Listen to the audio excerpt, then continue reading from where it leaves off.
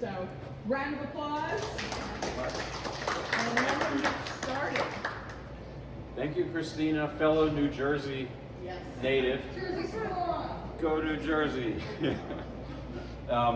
It's good to be back. I'm Robert Buxton, and what I want to do first, as always, I like to improvise because classical music was all about improvisation approximately 200 years ago. And then we stopped, which is too bad. So here's a melody that I want to use. It's from a movie by a friend of mine, actually. His name is Greg Porper. He's a filmmaker, lives in Los Angeles, and he recently made a dark comedy movie called Don't Tell Larry. It's wonderful. If you can see it, Don't Tell Larry, it's great. And there's a tune there. It's called I'm Just a Raisin. It goes like this. It's a very catchy tune.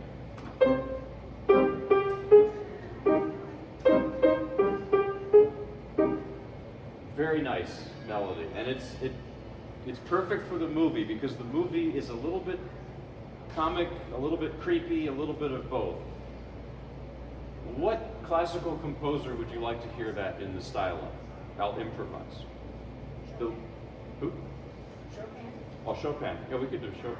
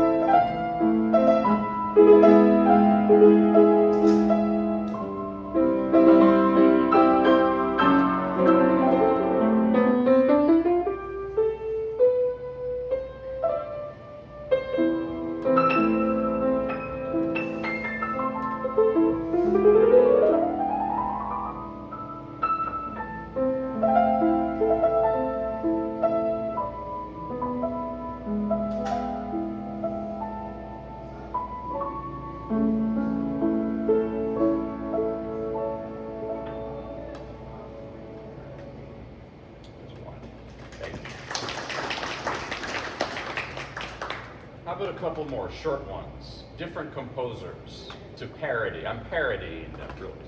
In a nice way, of course. Anybody? Rachmaninoff? Okay. Let's see. That's not always easy. So. Yeah, I'll do that too. Okay. So let's see. How about Rachmaninoff first?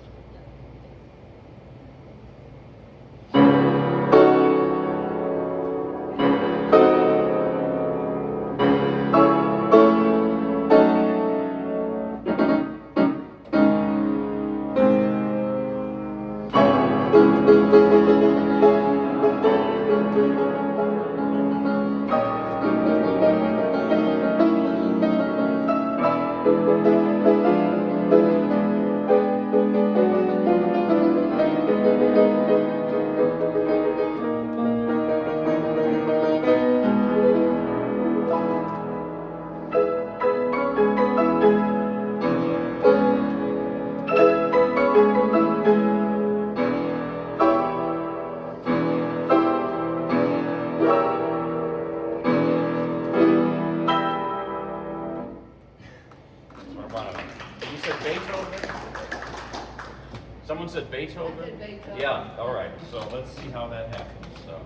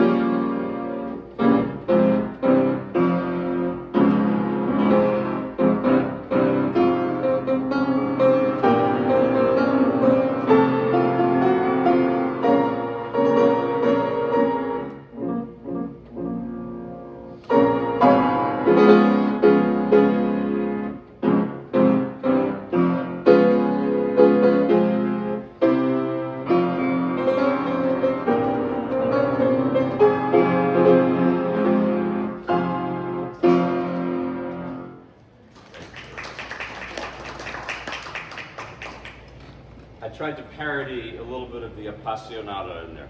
So now the real music, because when I was growing up, my mother's Russian.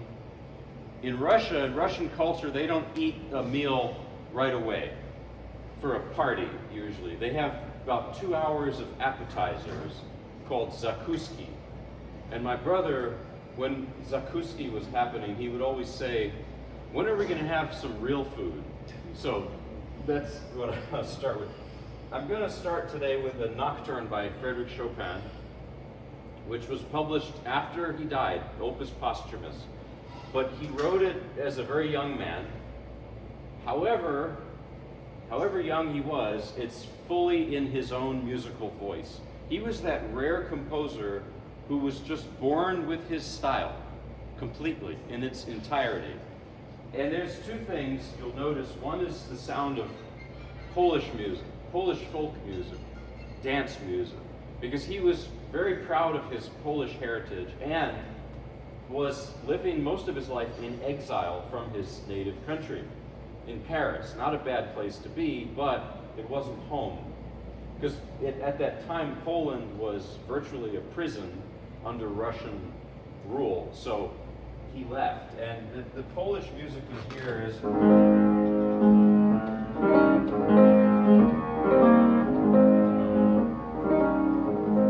that just sounds like not a mazurka, but something in that vein, you know. The next thing you'll notice is Italian opera, because Chopin was nearly obsessed with it, and he heard all the operas by Bellini and Donizetti and others in Paris when he lived there. And a lot of his music functions like an operatic aria. The left hand is like the orchestra, see, the accompaniment.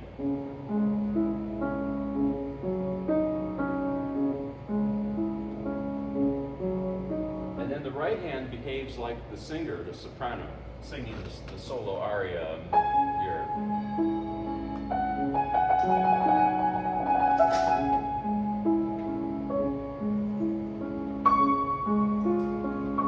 Has this expansive, dramatic, operatic effect, I think.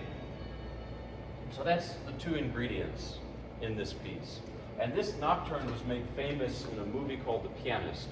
Maybe you've seen it. It's 20 years old now, by Roman Polanski.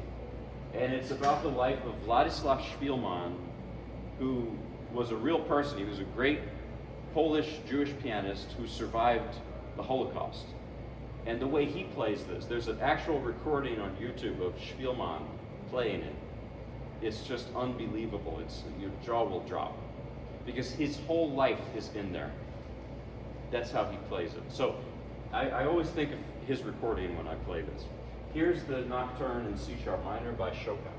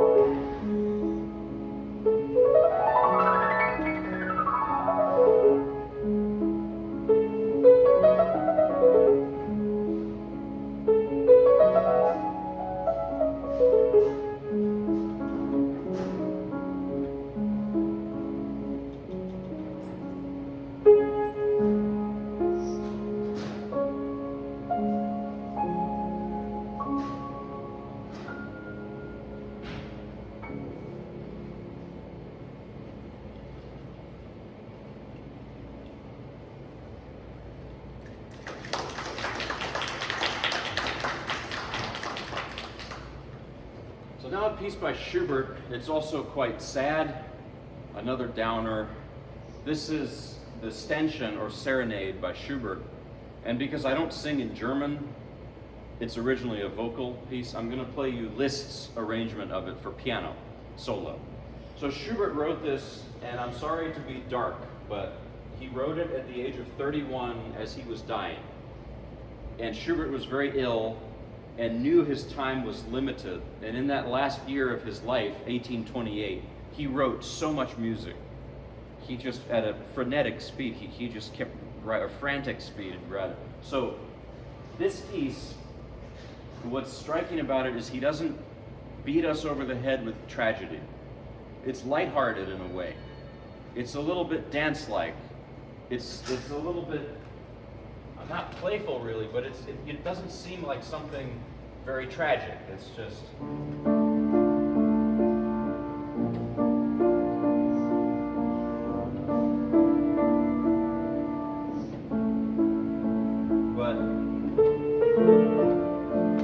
It has this feeling of sort of hopelessness. To me, Schubert, it's like laughter and tears at the same time. There's that paradox. And I think a lot of it has to do with Vienna, because Schubert was born in Vienna, lived in Vienna.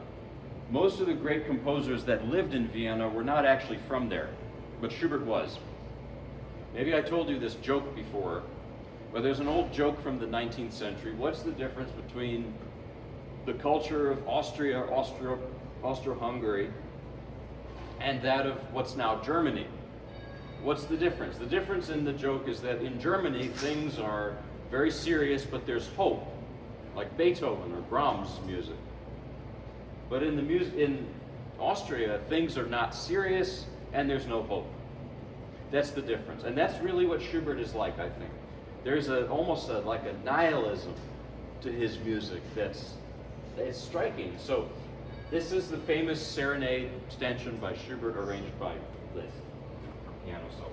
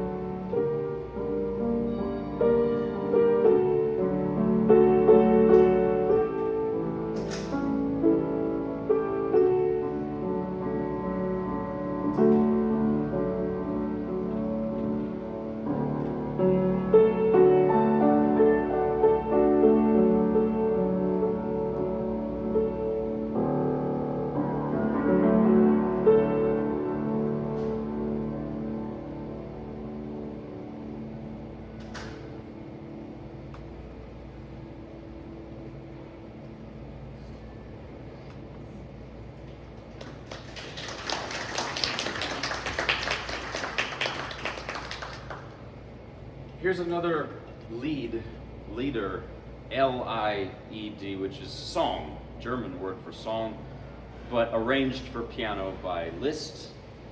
This is Mendelssohn's On Wings of Song. It's a beautiful melody. And again, I don't sing in German, so that's why I do the Liszt version.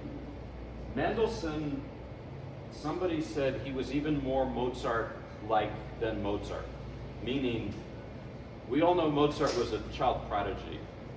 Mendelssohn was perhaps even more, because so with Mozart, his dad helped him a lot with his early compositions. It's not to diminish Mozart. That's not my meaning here. But they know that Leopold helped out with a lot of the 5, 6, 7-year-old compositions of Mozart. With Mendelssohn, he didn't get much help, but he was writing symphonies and things when he was just, 5 years old, 6 years old. A true child prodigy is one who not only technically has mastery at a young age, but has a soul. In other words, there's a maturity in their music that makes you feel something. That's the test of a true child prodigy. It's not, can they play fast? That's not what it is. So Mendelssohn was a true one. So was Yehudi Menuhin, the violinist. He was a true child prodigy, because you can listen to him at age 9 or whatever, and he'll make you cry because he plays with a maturity that's beyond his years. So Mendelssohn, even though he had this natural gift, he did not have an easy life. He was born to a Jewish family in 1809, and anti-Semitism at that time was just terrible. So I think he and his whole family converted. So it's a horrible thing that he went through that and feeling that way, that being an outcast. And he also, like Schubert, he didn't live very long. I don't know what happened to him. He got something, he died at like 38 or something. It's just so young. My feeling about Mendelssohn, and from what I've read about him, is he was a very unaffected, not an artificial person. He was just very genuine is the word. He was like the most genuine person, and I think his music has that feeling to it. So here's the On Wings of Song by Mendelssohn, arranged by Liszt. It's a pretty new piece for me, so I hope I can do it.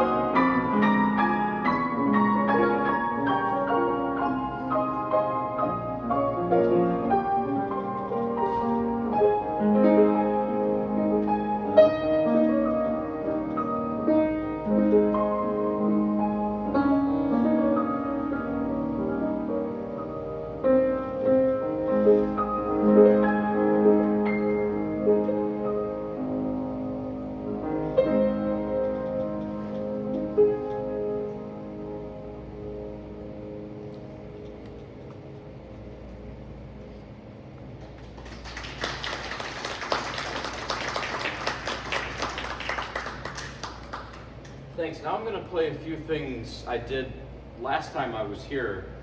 Several of the Schumann studies on Paganini. So these are all, I love doing arrangements, because arrangements I can pretend to be something I'm not. I can pretend to be a singer or a violinist or an orchestra, but not a pianist. So Schumann in the early 1830s, as a very young man in his early 20s, he was born in 1810, he heard Paganini and was so inspired that he wrote these piano pieces based on solo violin caprices that he heard Paganini perform. And Paganini was this very controversial figure at the time. You either loved him or you hated him. He was like the rock star of that time. And for the Romantics, he was maybe their first inspiration. Paganini and Beethoven, maybe those were the two that just electrified this younger generation. So the first piece, it sounds like guitar music actually. It's pretty sedate for Paganini. It feels like a strummed guitar piece. And Paganini wrote about 3.5 hours worth of guitar music. He was a guitarist in addition to a violinist, which confirms my thought. Maybe he was like a rock star. He played guitar. So here is the first of these, the C major Schumann study based on Paganini.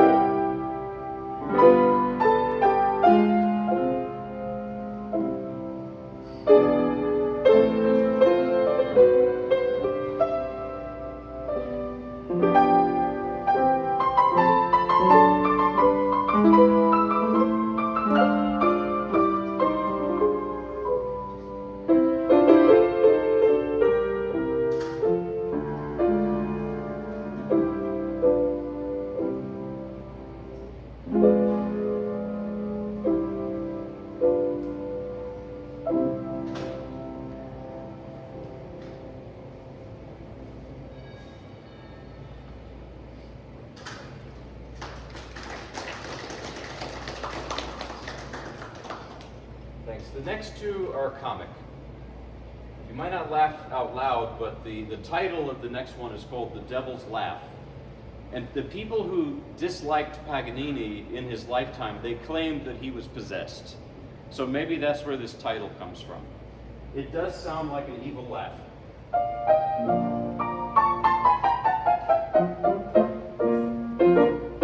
Maybe on the violin, it's even bouncier and has even more of that laugh quality to it. But that's the piece. But in the middle, it gets so angry. And then it goes back to laughing. This is a feature with Paganini, sudden mood shifts. I think he was high-strung. Sorry, bad pun, he was a string player. No. But I think he was very high-strung. It's almost like a grotesque thing, that he'll go from being lighthearted and silly, even humorous, to just sarcastic. It's like a Jekyll and Hyde thing.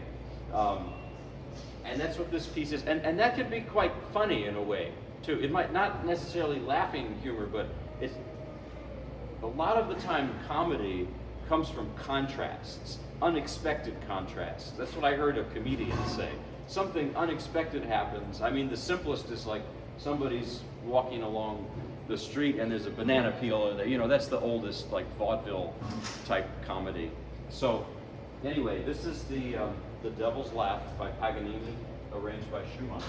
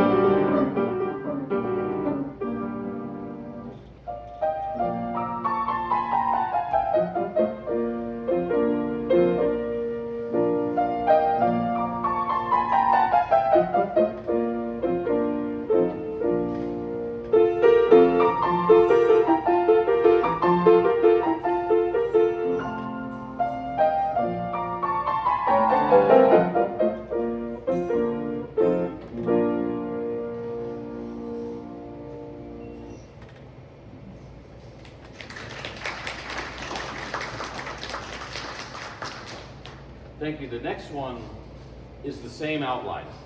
Comic, angry, comic. And it reminds me of I always have this story in my head when I play it. So imagine you're at a restaurant with a friend, having a nice conversation. The waiter messes up your order just a little bit, and your friend gets so mad that they cause a scene, and you're embarrassed, and then the waiter walks away, and your friend goes back to talking to you like nothing ever happened. That's this piece. Trust me. Here it is.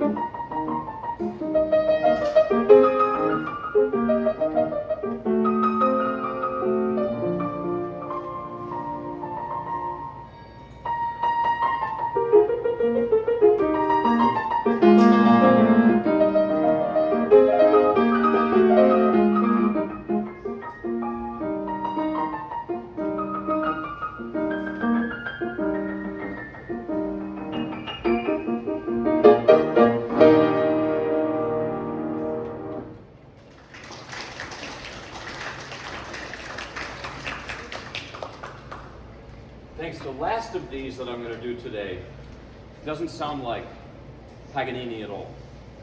It completely sounds like Schumann. And this is the big question. When you play an arrangement, is it more the original composer or the arranger's style? And it really depends. You know, it's like a translation of a literary piece. Some translations are almost word for word to the original. Some are so different that they're a completely different thing. But I would say that at least you're always going to have some of each, you know, maybe around 50-50. But my point is that in this next one, it's much more Schumann-esque than Paganini-esque. And Schumann, we need to talk about who he was and what his life was like. He had a very tragic life, suffering from mental illness, bipolar disorder. And there's a darkness in Schumann's music that I think you find especially in his music more than anyone. There's this dark feeling, and in this piece, there's this like sensation of swirling. Let me show you what I mean. The piano concerto has it a lot. It's like you're standing in the waves, and it's just the water is swirling around. I had a teacher who said that was like Van Gogh's Starry Night. There's another artist who suffered from a debilitating mental health condition, mental illness. So here's the G minor Paganini arranged by Schumann.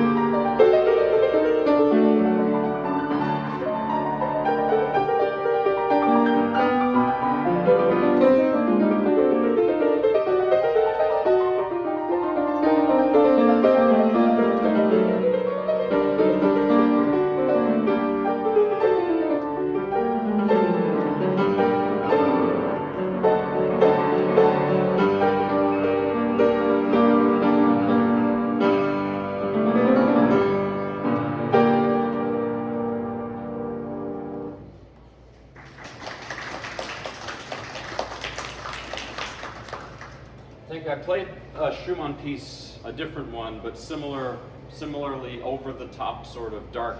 I played something for my grandmother when she was still around, and I remember what she said, he's all over the place. Schumann is all over the place, and that's true in some cases, like that piece. So now I'm going to play you another Paganini-inspired piece. This is the 18th variation of Rachmaninoff's Paganini Rhapsody. And the whole Rhapsody is based on the 24th Caprice, a famous... But in this 18th variation, he takes that, right? And he turns it upside down. If you take the sheet music, you turn it upside down, you get this new melody. Famous melody, but it's brilliant how he came up with it. And the truth is that Rachmaninoff was struggling to compose at this time in the 1930s. Rachmaninoff left Russia with his family in 1917, right when the Russian Revolution happened. He never went back. And Russian nostalgia is a famous thing. I see it in my mother. My mother left Russia in 1980, never went back, doesn't want to go back, but she has this, every day, this nostalgia for her homeland.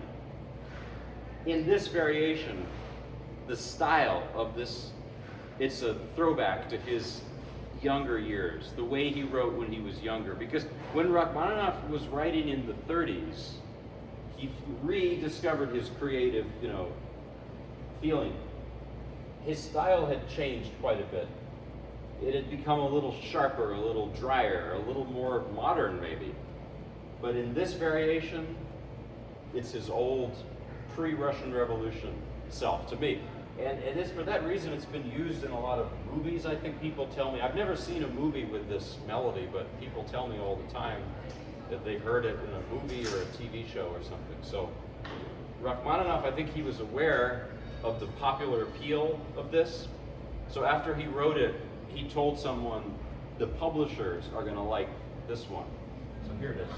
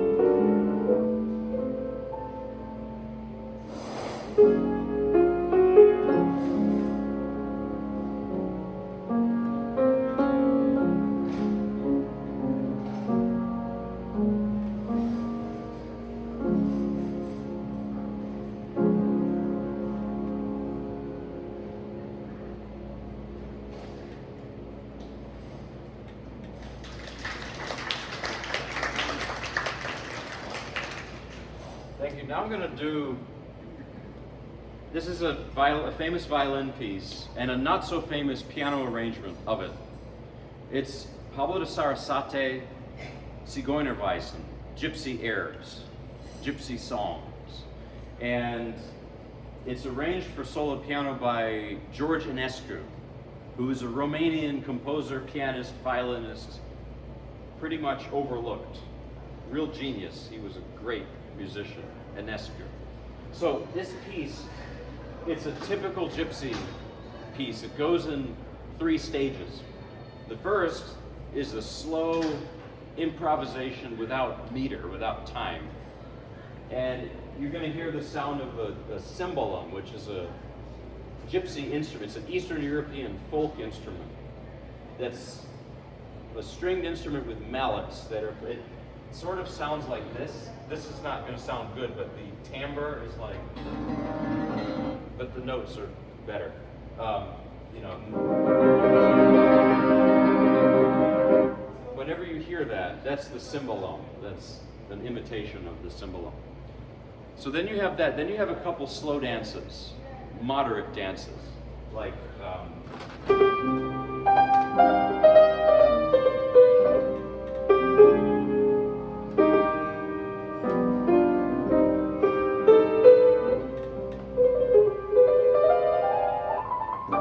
And then you have at the end a very fast dance, which is how it ends. It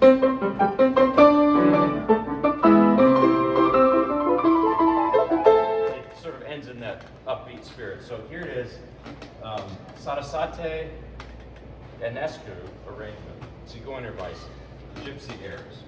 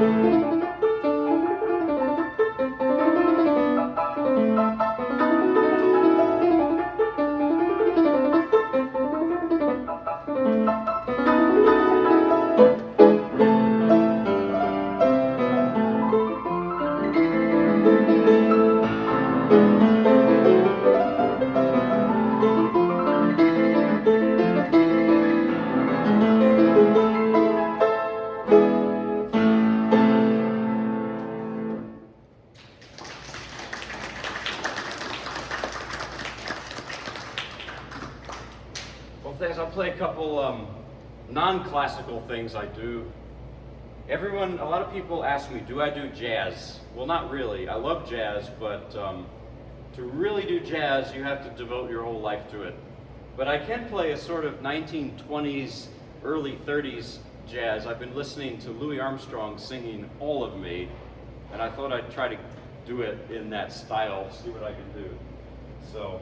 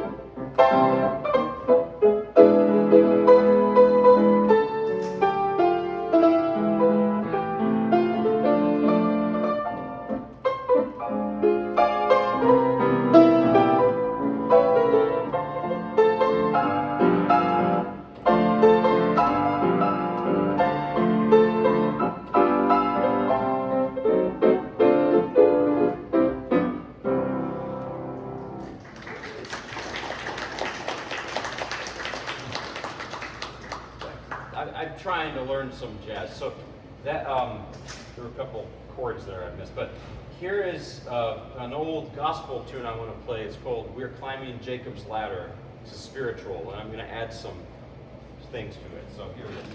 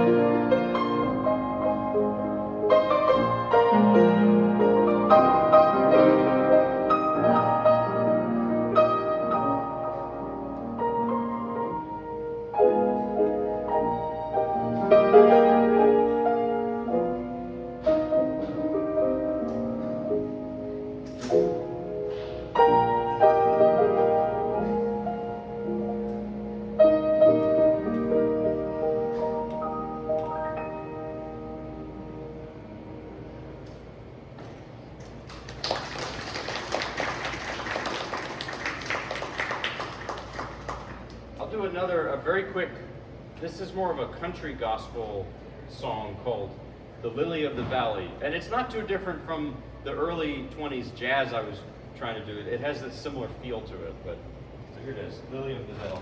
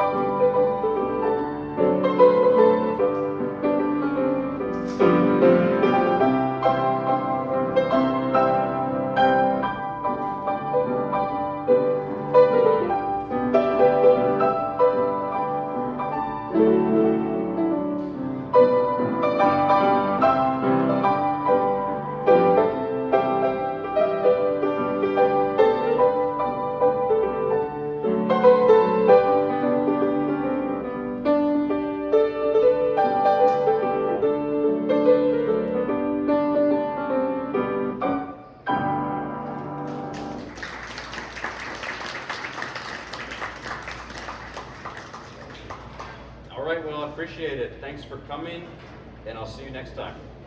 Have a wonderful rest